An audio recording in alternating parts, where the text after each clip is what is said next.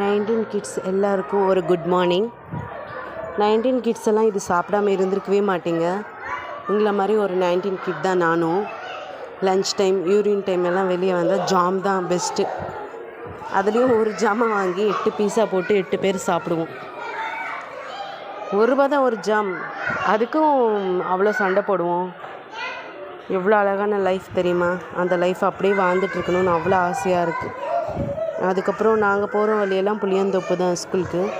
இந்த மாதிரி புளியங்காவை பிடுங்கி திம்போம். இதுலேயும் அந்த 3ஆவதாக இருக்குது பாருங்களேன், அந்த புளியங்காய் யாருக்காவது கிடச்சி சண்டை, எனக்கு கொடு உனக்கு கொடு அப்படின்ட்டு. ஏன்னா அந்த புளியங்காய் புளிப்பும் இல்லாமல் இனிப்பும் இல்லாமல் அவ்வளோ டேஸ்ட்டாக இருக்கும்.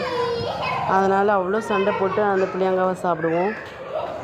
இது மாதிரி ஒவ்வொரு விஷயத்தையும் நினைக்கும் போது ஏண்டா பெரியவங்கானோ அப்படின்ற மாதிரியெல்லாம் இருக்குது.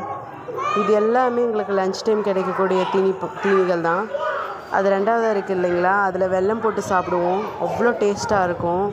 இந்த மாதிரி புளியை வீட்டிலேருந்து உப்பு, பச்சை மிளகாலாம் எடுத்துகிட்டு போய் இடித்து சாப்பிட்றது, ஸ்டார் ஃப்ரூட் சாப்பிட்றது, இலந்த பழம் சாப்பிட்றது, நாவப்பழம், மாங்காய், இதெல்லாம் நினச்சி பார்த்தா திரும்பி அந்த லைஃப் வராதா அப்படின்ற மாதிரி அவ்வளோ ஆசையாக இருக்குது. உங்களுக்கும் அது மாதிரி ஆசையாக இருக்கா?